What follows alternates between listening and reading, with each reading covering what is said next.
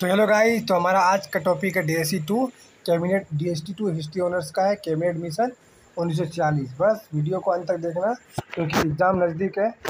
तो जैसे कि कैबिनेट मिशन 1940 क्या था, इनका क्या विशेषता था, ठीक है।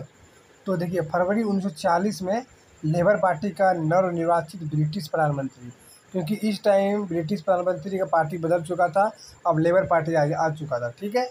तो क्या हुआ कि लेबर पार्टी के प्रधानमंत्री था एटली। तो एटली का नया नया प्रधानमंत्री आया तो कुछ तो करेगा नया, जो कि उसको जाने। तो इसने क्या नया नया किया वो समझिए।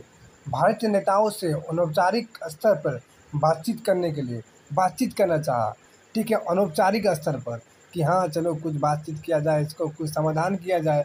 उतना दिन से इसे हम गुलाम करके रखे हैं, ठीक है। तो एक संसद दल कैबिनेट मिशन को भारत भेजने का निर्णय लिया। क्यों क्यों भेज रहा है? अनौपचारिक स्तर पर बातचीत करने के लिए, ठीक है। तो कैबिनेट मिशन भेज रहा है, तो कैबिनेट मिशन भारत भेजने का निर्णय लिया। तो 24 मार्च 1940 को सर पेंथिक लॉरेंस के नेतृत्व में कैबिनेट मिशन भारत आया। किसका नेतृत्व में? तो पेंथिक लॉरेंस के नेतृत्व में, ठीक है, भारत आया। ठीक है, आ गया, इसको भेज दिया, हाँ बाबू तुम जाओ, वहाँ पे तुम बातचीत करके जाओ, ठीक है। तो कैबिनेट मिशन के सदस्यों में शामिल कौन कौन था? इसमें देखिए कौन कौन शामिल था। सर स्टेफोर्ड क्रिप्स व्यापार बोर्ड का अध्यक्ष था। एवी अलेक्जेंडर, पैट्रिक लॉरेंस भारत सचिव था। ये लोग इसमें शामिल थे, ठीक है। एक, दो, तीन, ठीक है। भारत में कैबिनेट मिशन की घोषणा करते हुए आप तो आ गया, अब मिशन की घोषणा भी कर दिया गया। पैट्रिक लॉरेंस ने कहा कि इसका उद्देश्य भारत के लिए संविधान तैयार करने के लिए शीघ्र ही एक कार्यप्रणाली तैयार करना। मतलब कि जो पैट्रिक लॉरेंस का कहना है कि तुरंत संविधान करने के लिए, संविधान का तैयार करने के लिए तुरंत कार्यप्रणाली तैयार हो, तुरंत बनाया जाए संविधान को, अंतिम सरकार हेतु आवश्यक प्रबंधन करना, तुरंत सरकार बनाओ, तुरंत संविधान बनाओ, ऐसा कहना था पैट्रिक लॉरेंस का। कैबिनेट मिशन का मुख्य प्रावधान इस प्रकार है। देखिए अब इसमें क्या क्या लिखा, जैसे कि अभी हम एक को बता दिए कि ये लिखा है कि हाँ बाबू तुम तुरंत संविधान बना लो, तुरंत अपना अंतरिम सरकार हेतु तुरंत अपना गठन करो, किसको सरकार बनाएगा, कौन रखेगा, क्या करेगा, ठीक है, तुम अब जानो, तुम तुरंत बनाओ। अब समझते हैं कि मिशन का क्या क्या विशेषता था, क्या क्या प्रावधान था। आगे देखिए इसमें क्या क्या प्रावधान था मिशन में। पहला था कि कैबिनेट मिशन ने पृथक पाकिस्तान की मांग को अस्वीकृति कर दिया गया, कि पृथक की मांग जो उत्पन्न हुआ था उसको अंत कर दिया गया, खत्म, जाओ बाबू, तुम पाकिस्तान का मांग कर रहा है, तुमको हम नहीं करेंगे, पाकिस्तान नहीं देंगे। प्रांतों को 3 समूह में विभक्त करने का प्रस्ताव रखा। जितने भी भारत थे, मतलब प्रांत थे, उसको 3 समूह में बांटा गया, ठीक है, ये पहला था।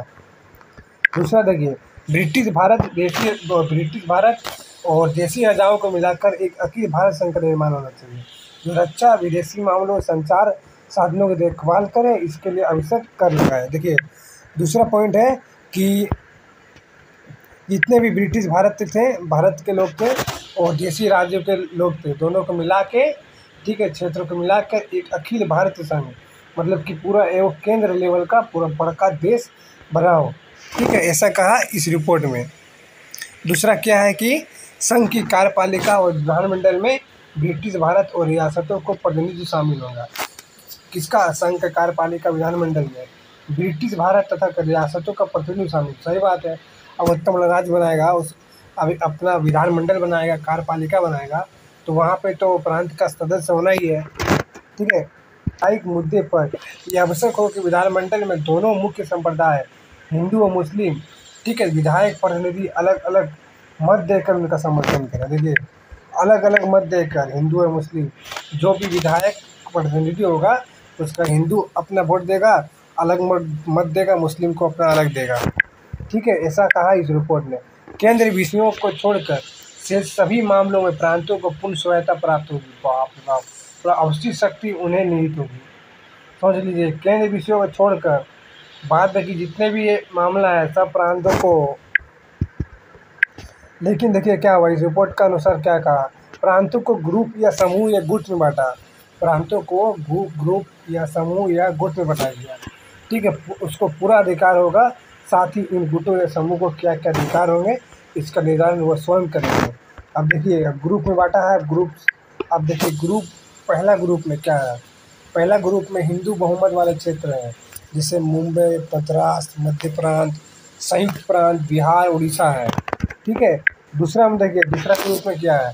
दूसरा ग्रुप में मुस्लिम बहुमत वाले क्षेत्र है, 3 प्रांत है, पंजाब, सिंध, उत्तरी पश्चिमी क्षेत्र। ठीक है, उत्तर पश्चिमी क्षेत्र, ये मुस्लिम बहुमत वाले हैं, दूसरा ग्रुप। बंगाल और असम को समूह, देखिए तीसरा समूह में कौन है, तीसरा समूह में कौन है, तो बंगाल और असम को रखा गया तीसरा समूह में। ठीक है।